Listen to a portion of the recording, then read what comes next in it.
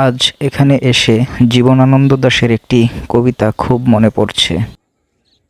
আবার আসিব ফিরে ধানসিঁড়িটির তীরে, এই বাংলায় হয়তো মানুষ নয়, হয়তো বা শঙ্খচিল শালিকের বেশে, হয়তো ভোরের কাক হয়ে এই কার্তিকের নবান্নের দেশে, কুয়াশার বুকে ভেসে একদিন আসিব এ কাঁঠাল ছায়ায়, হয়তো বা হাঁস হব, কিশোরীর ঘুঙুর রহিবে লাল পায়, সারাদিন কেটে যাবে কলমির গন্ধ পড়া জলে ভেসে ভেসে, আবার আসিব আমি বাংলার নদী মাঠ ক্ষেত ভালোবেসে, জলাঙ্গির ঢেউয়ে ভেজা বাংলার এ সবুজ করুণ ডাঙায়।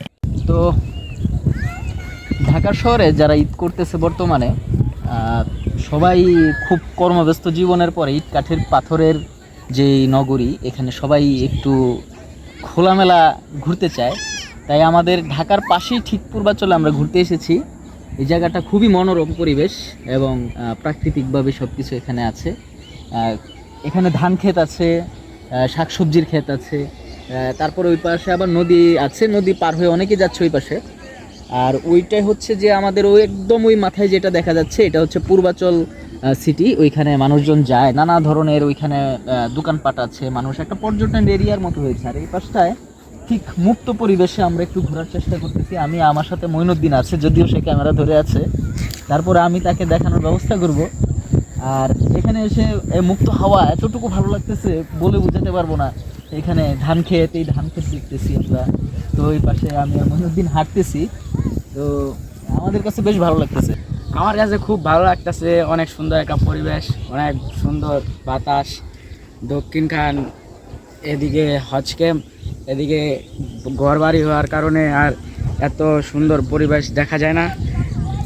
তাই আমরা আজকে চলে আসছি পূর্বাঞ্চল, সুন্দর মুক্ত আকাশের হাওয়া খেতে। এই তো সব মিলে ভালো লাগতেছে অনেক। আর আমাদের এদিকে খুব জনবহুল হওয়াতে এখন মানুষের অনেক ভিড়, এখানেও ভিড়।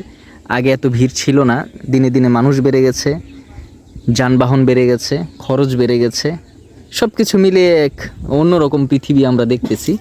যাই হোক, এই তার মাঝেও আমরা মুক্ত পরিবেশ খুঁজি। মুক্ত পরিবেশে এসে আসলেই ভালো লাগতেছে।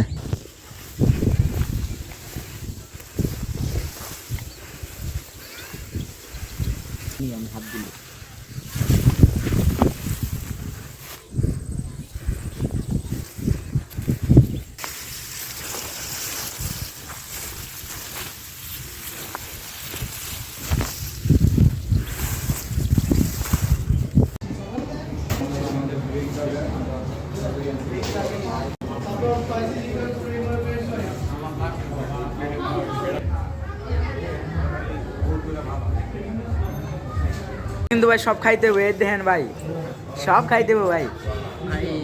সব খাওয়া যাবে না।